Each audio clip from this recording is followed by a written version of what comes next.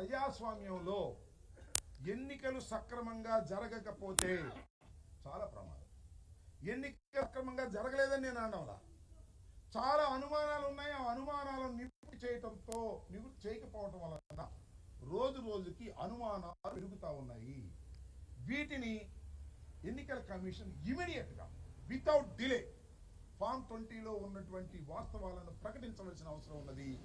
వారి miss match కాకపోతే నష్టపోయే పరిస్థితి కూడా ఉంటుంది అనేది ఈ సందర్భంగా నేను చెప్పదలుచుకున్నాను.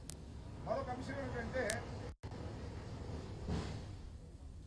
అంశం ఏమిటంటే మీరు చూశారు, నిన్న విజయనగరం జిల్లాకు సంబంధించి, విజయనగరం పార్లమెంటరీ కాన్స్టిట్యున్సీకి సంబంధించి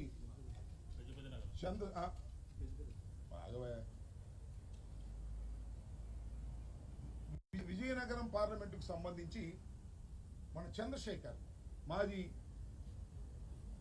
ఎంపీ ఆయన ఒక అన్యూజువల్ థింగ్ని చూశారు. అదేవిధంగా గజపతి నగరానికి సంబంధించినటువంటి బొత్స అప్పల నరసయ్య వీళ్ళిద్దరూ కూడా ఎలక్షన్ కమిషన్కి ఒక రికమెండేషన్ ఇచ్చారు. అయ్యా, ఈ ఈవీఎంలు మేము లెక్కేసేటప్పుడు దానిలో 98% ఇది ఉన్నది, బ్యాటరీ ఉన్నది. ఒకసారి ఉదయం నుంచి సాయంత్రం దాకా ఆ ఈవీఎంను ఉపయోగించిన తర్వాత దాన్ని తీసుకెళ్ళి సుమారుగా ఒక నెల రోజులో, 15 రోజులో, 20 రోజులో మీరు గోడౌన్లో పెట్టిన తర్వాత అది లెక్క వేయడానికి తీసుకున్నప్పుడు 99% ఎందుకు ఉంటుంది? ఇది ఏదో అన్యూజువల్గా ఉంది, దీని మీద మీరు క్లియర్ చేయండి అని చెప్పి డబ్బు కట్టి ఒక అప్లికేషన్ పెడితే నిన్న ఒక పెద్ద తతంగం చేశారు అక్కడ ఉన్నటువంటి ఎన్నికల కమిషన్కి సంబంధించిన వాళ్ళు. అవి తీసుకొచ్చి మాక్ పోలింగ్ చేశారు. నాకు అర్థం కాల, బ్యాటరీ ఎందుకు అంత ఉంది అంటే మా డౌట్ ఏంటంటే, ఎవరైనా రీజనబుల్ పర్సన్ డౌట్ ఏంటంటే, ఆ బ్యాటరీ తీసుకువెళ్ళి ఈవీఎంలు భద్రపరిచిన తర్వాత ఆ బ్యాటరీ ఛార్జ్లో పెరిగింది అంటే ఈ మధ్యలో ఎవరో ఇంటర్ఫీర్ అయ్యారేమో అనేటువంటి డౌట్ ఉంది. ఇంటర్ఫీర్ చేయాల్సింది ఎవరు? Election commission. దానికి బ్యాటరీ గురించి మీరు క్లియర్ చేయమంటే మాక్ పోలింగ్ పెట్టి క్లియర్ చేసేటటువంటి పరిస్థితి చేస్తున్నారు. That is not our doubt. Mock polling అంతకుముందు కూడా ఎన్నికల్లో పెట్టారు. ఇవాళ ఒంగోలులో కూడా అదే పరిస్థితి.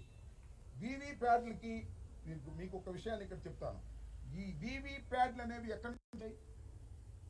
ఖచ్చితంగా ప్రస్తుత ముఖ్యమంత్రి నారా చంద్రబాబు నాయుడు గారు ఈవీఎంలు ట్యాంపర్ చేసే అవకాశం ఉంది కాబట్టి ఈవీఎంలు పనికిరావని ఒక పెద్ద ఉద్యమం చేశారు. మీకు గుర్తుండే ఉంటుంది.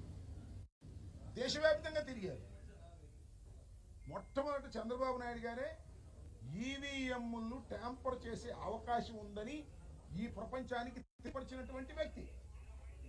ఆ తర్వాత ఆయన ఫైట్ చేశారు, ఎలక్షన్ కమిషన్కి ఓన్ రిప్రజెంటేషన్ చేశారు. అప్పుడే ఈ వీవీప్యాడ్ వచ్చింది. అంతకుముందు వీవీప్యాడ్ లేదు. మనం బటన్ నొక్కితే మనం ఏ గుర్తుకైతే వేశామో ఆ గుర్తు అలా డిస్ప్లే అవుతుంది. నేను ఫ్యాన్ గుర్తు వేసాను అనుకోండి, ఒక కాగితం అట్ట వస్తుంది, ఫ్యాన్ కనపడింది. మీరు కూడా చూసింటారు రోడ్డు, తర్వాత కట్ అయిపోతుంది.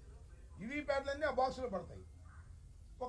ఒక బూత్లో ఫర్ ఎగ్జాంపుల్ నాకు 50 ఓట్లు పడ్డాయి, నా ప్రత్యర్థికి 150 పడ్డాయి. ఖచ్చితంగా ఈ వీవీ మిషన్లో ఎంత ఉందో అక్కడ వీవీప్యాడ్ కనపడాలి. అప్పుడే మ్యాచ్ అవ్వాలి. మ్యాచ్ అయినప్పుడే కాన్ఫిడెన్స్ వస్తుంది. అదే విషయాన్ని ఒంగోలు అడిగితే మేము మాక్ పోలింగ్ పెడతామన్నారు. కోర్టులో ఉందనుకుంటే that is different matter. Court decision వచ్చిన తర్వాత దాని మీద మా పార్టీ నిర్ణయం తీసుకుంటుంది. కాబట్టి దెర్ ఇస్ సో ఎన్నో డౌట్స్ క్రియేట్ అవుతున్నాయి. ఎలక్షన్ అయిపోయిన తర్వాత ఏదో జరిగిందనేటువంటి భావన ప్రజల్లో కలుగుతూ ఉన్నది. ఈ ఏదో జరిగిందనే భావన కలుగుతున్నటువంటి ప్రజల్ని, లేదా వివిధ సంఘాలని, లేదా వివిధ పార్టీలని, వాటన్నిటికీ సమాధానం చెప్పవలసినటువంటి బాధ్యత ఎలక్షన్ కమిషన్కు ఉంది. ఆ బాధ్యతను సక్రమంగా నిర్వర్తించకపోతే, ఆ డౌట్స్ అన్ని తీర్చకపోతే ఏదో జరిగిందనేటువంటి ప్రమాదం, ప్రజాస్వామ్యానికి ప్రమాదం వచ్చిందనేటువంటి భావన కలిగేటువంటి అవకాశం ఉంది. అందువల్ల మేము వారికి ఒక రిప్రజెంటేషన్ ఇచ్చాం. వీటన్నిటి మీద ఫామ్ 20 ఎందుకు ఇంతవరకు ప్రకటించలేదు? ఎప్పుడైనా మీరు చూడండి, ఎన్నో ఎన్నికలు జరిగాయి భారతదేశంలో, ఎప్పుడూ కూడా ఫైనల్ ఫిగర్స్ ప్రకటించడానికి ఇంత సమయం తీసుకోలేదనేది మా అభిప్రాయం.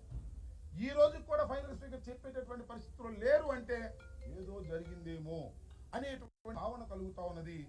ఇలాంటి అనుమానాలను నివృత్తి చేయవలసినటువంటి బాధ్యత ఎన్నికల కమిషన్కు ఉంది. కాబట్టి రిటర్న్గా వైఎస్ఆర్ కాంగ్రెస్ పార్టీ తరఫున మేము ఈ రిప్రజెంటేషన్ వారికి ఎన్నికల కమిషన్ వారికి ఇవ్వటం జరిగింది.